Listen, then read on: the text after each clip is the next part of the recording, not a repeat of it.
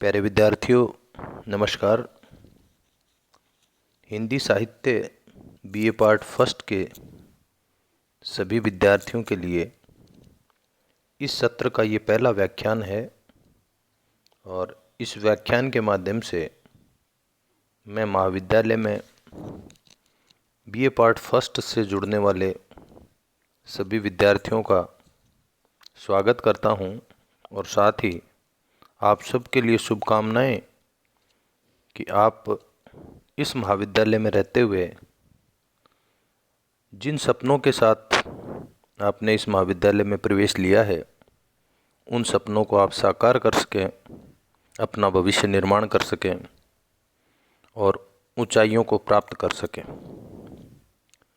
आज का विषय हिंदी कहानी के तत्व। उन विद्यार्थियों के लिए जो हिंदी साहित्य के विद्यार्थी रहे हैं 12वीं के स्तर पर, उनके लिए ये कोई नया विषय नहीं है, किंतु कहानी का यदि हम पूरे कहानी के रचना की बात करें कि किसी भी कहानी को लिखने से पहले, रचने से पहले साहित्यकार क्या क्या सोचता होगा, कैसे कहानी का निर्माण होता होगा, तो ये तत्व हमारे सामने जरूर आते हैं। एक एक तत्व को हम यहाँ पर लेंगे। हिंदी की अन्य विधाओं में आपके बीए पार्ट फर्स्ट में हिंदी कहानी के साथ साथ एकांकी है और एकांकी को हम बाद में लेंगे। सबसे पहले आज हम ध्यान केंद्रित करते हैं कि किसी भी कहानी में कौन कौन से तत्व होते हैं।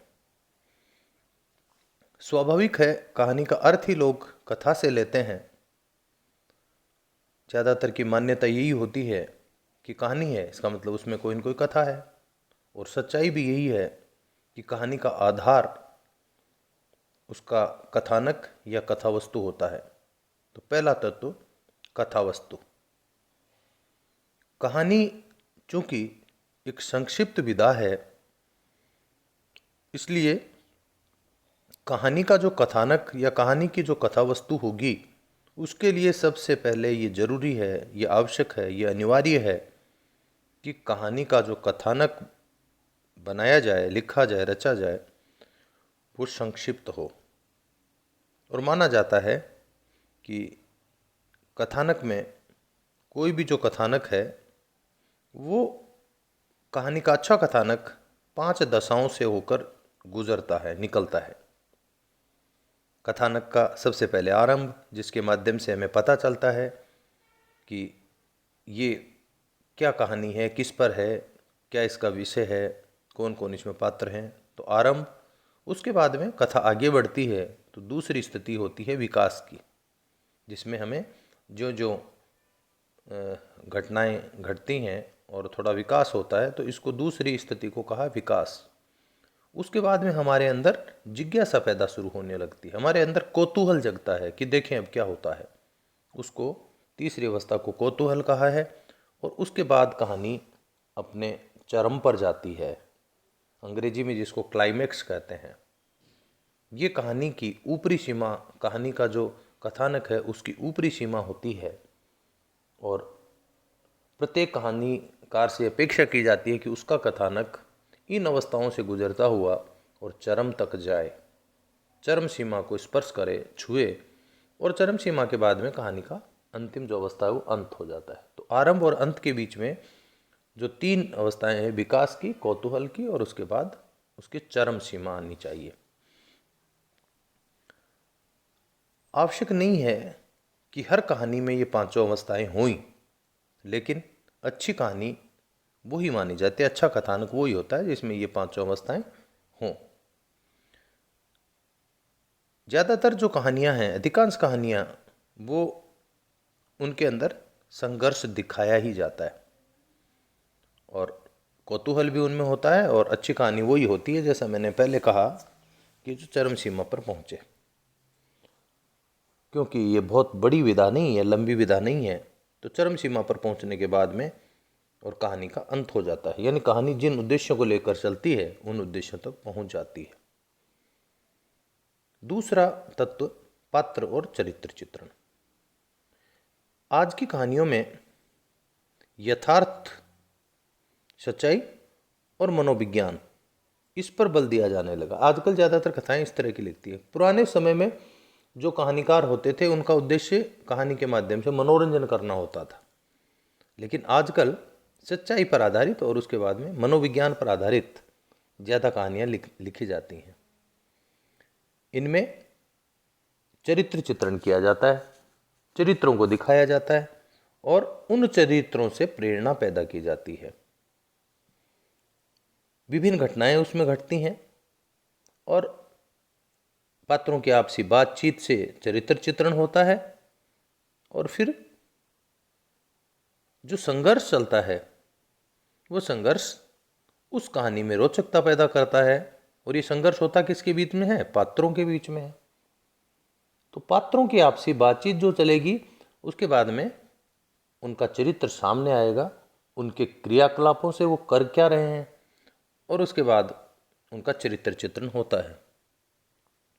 कहानी जो कि सीमित और संक्षिप्त विधा है, इसलिए आकार उसका छोटा होता है और तीव्र प्रभाव उसमें रखने की कोशिश होती है। बहुत अधिक पात्रों की इसमें संख्या नहीं रखी जाती है। कोशिश यही की जाती है कि पात्रों की संख्या बिल्कुल सीमित हो। एक यहाँ पर उदाहरण हम दे सकते हैं। अज्ञे जी ने एक कहानी लिखी है शत्रु, उसमें एक ही मुख्य पात्र है। जैनेन्द्र जी की आप खेल कहानी जो आपके इस बार आपके पाठ्यक्रम में शामिल है, उस कहानी में मनोवैज्ञानिक आधार से ही चरित्र चित्रण किया गया है। बाल मनोविज्ञान का बहुत सुंदर चित्र उसमें प्रस्तुत है। इसलिए कहानी अच्छी कहानी वही होती है जिसके अंदर सजीवता हो, जो स्वाभाविक हो, जो वास्तविक लगे, ऐसा लगे जैसे आपके सामने ही सब कुछ घट रहा है और उससे पात्र का चरित्र अच्छी तरह से उस चरित्र का आकलन हो जाता है, चरित्र सामने आ जाता है घटनाओं के द्वारा और वर्णन के द्वारा। इससे चरित्र चित्रण हो जाता है। तो दूसरा, पात्र और चरित्र चित्रण। तीसरा, वातावरण, जिसके लिए दूसरा शब्द भी प्रयुक्त होता है, देश, काल और वातावरण। देश और काल यानी वो कहानी, देश का मतलब स्थान से, कि वो कहानी कौन से स्थान की है, कब की है, काल का मतलब कब की, किस समय की है, और उस कहानी में क्या वातावरण दिखाया गया है। ये महत्वपूर्ण तत्व है। यद्यपि कोई भौतिक वातावरण ही वहां पर दिखाया जाए उसके लिए कोई विशेष स्थान नहीं होता, लेकिन संक्षिप्त वर्णन पात्र के जीवन और उसकी मन स्थिति को समझने में सहायक होता है। मानसिक वातावरण कहानी का परम आवश्यक तत्व है और उसके अनुसार कोशिश की जाती है कि वातावरण का चित्र प्रस्तुत किया जाए। ऐतिहासिक कहानियां जो भी हैं उनमें भौतिक वातावरण और मानसिक कहानी में अतिरिक्त महत्व इसका होता ही है, क्योंकि उसी के द्वारा लेखक पाठक को एक युग विशेष में लेके जाता है और तत्कालीन समय की सच्ची झांकी प्रस्तुत करता है। तो वातावरण भी कहानी का मुख्य तत्व है। उसके बाद अगला तत्व संवाद भी हम कह सकते हैं, या फिर हम उसको कथोपकथन कहते हैं। संवाद या कथोपकथन यानी पात्र जो आपस में एक दूसरे के साथ जो बातचीत करते हैं वो संवाद है। उन बातचीत से हमें पता चलता है कौन पात्र कैसा है। उस बातचीत के आधार पर कथा का विकास होता है, कथा आगे बढ़ती है। हम जानते हैं कि कहानी चूंकि संक्षिप्त विधा है, तो ऐसे में लंबे चौड़े भाषणों की बजाय बहुत ही तर्कपूर्ण संवाद कहानी में लिए जाते हैं। छोटे छोटे संवादों का प्रयोग करने की कोशिश की जाती है, जिससे नाटक में कहानी में सजीवता और नाटकीयता बनी रहे। रोचकता बनी रहे। संवादों से आरंभ होने वाली कहानी बहुत प्रभावी होती है। बहुत सारी कहानियों में कोशिश की जाती है कि किसी पात्र का संवाद, यानी कोई पात्र बोल रहा है और वहीं से कहानी की शुरुआत की जाती है। रोचकता बढ़ जाती है, उससे हमारा कौतूहल बढ़ जाता है। जो भी संवाद लिखे जाएं, बनाए जाएं, उसमें इस बात का ध्यान दिया जाए कि वो देश काल और पात्र की परिस्थिति के अनुसार होने चाहिए।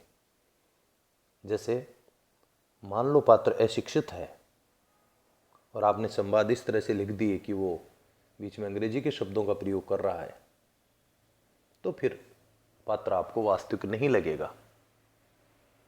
एक ठेठ कृषक, एक किसान का यदि आप वर्णन कर रहे हैं तो किसान की भाषा भी वही होनी चाहिए जो किसान की भाषा मूल रूप से होती है। इसलिए जैसी परिस्थिति दिखाई जाती है, जैसा पात्र दिखाया जाता है, जैसा देश और काल है, उसके अनुसार संवाद की रचना होनी चाहिए।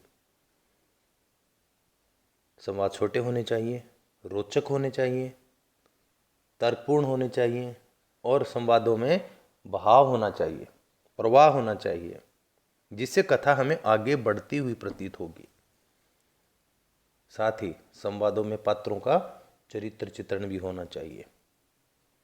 इस प्रकार संवाद कहानी का बहुत महत्वपूर्ण तत्व है। भाषा शैली के रूप में अगला तत्व, भाषा शैली। भाषा हम जानते हैं हमारे भावाभिव्यक्ति का साधन है, माध्यम है। जो भी विचार, जो भी भाव हम रख रहे हैं वो भाषा के माध्यम से ही सामने आते हैं। और शैली होता है प्रस्तुत करने का ढंग, कि वो जो विचार हैं उन विचारों को आप किस अंदाज में, किस ढंग से प्रस्तुत कर रहे हैं। तो कहानी को प्रभावशाली बनाने के लिए लेखक को थोड़े में बहुत कुछ कहने की कला में निपुण होना चाहिए। लेखक का भाषा पर पूरी तरह से अधिकार होना चाहिए, लेकिन कहानी के माध्यम से कोई विद्वता भी प्रकट नहीं करनी चाहिए। कोशिश करनी चाहिए कि कहानी की जो भाषा हो वो बड़ी सरल हो, स्पष्ट हो और जैसा विषय है उसके अनुरूप हो, जैसे पात्र हैं वैसी हो। क्लिष्टता उसमें कहीं भी नहीं हो, उसमें दुरूहता न होकर वो प्रभावी हो। कहानीकार स्वयं उस विषय के अनुरूप ही अपनी शैली का चयन करे। शैलियाँ कई तरह की होती है ना, जैसे एक आप सब कुछ बता रहे हैं जिसको हम कहते हैं आत्मकथात्मक शैली। एक राजा था, उसके राज में ये था वो था, आप वर्णन कर रहे हैं।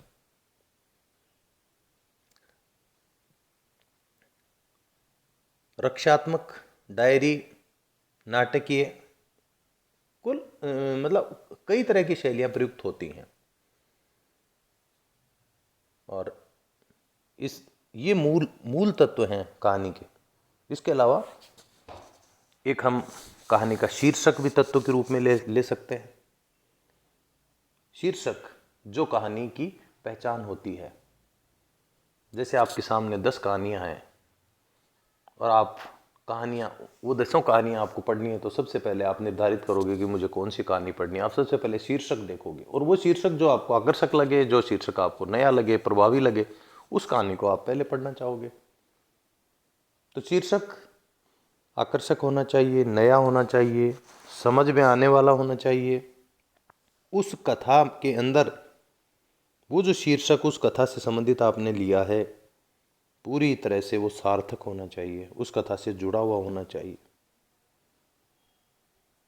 और एक तत्व और आप उद्देश्य भी ले सकते हैं, क्योंकि कोई भी कहानी उद्देश्यपूर्ण होती है। साहित्यिक कहानी वही है जो सबका भला करे और जिसके माध्यम से सबका कल्याण हो। तो उद्देश्य पहले निर्धारित किए जाते हैं। कहानीकार पहले दिमाग में ये सब चीज़ें लाता है कि इस कहानी के माध्यम से, मैं जो कहानी लिखने जा रहा हूँ, इस कहानी के माध्यम से मुझे निम्न उद्देश्यों की पूर्ति करनी है। जैसे वो समाज को कोई संदेश दे सकता है, वो किसी बुराई पर उस कहानी के माध्यम से बात कर सकता है। तो कोई न कोई उस कहानी का उद्देश्य जरूर होता है। एक उद्देश्य हर कहानी में मनोरंजन करना होता ही है। प्रत्येक कहानी मनोरंजन जरूर करती है।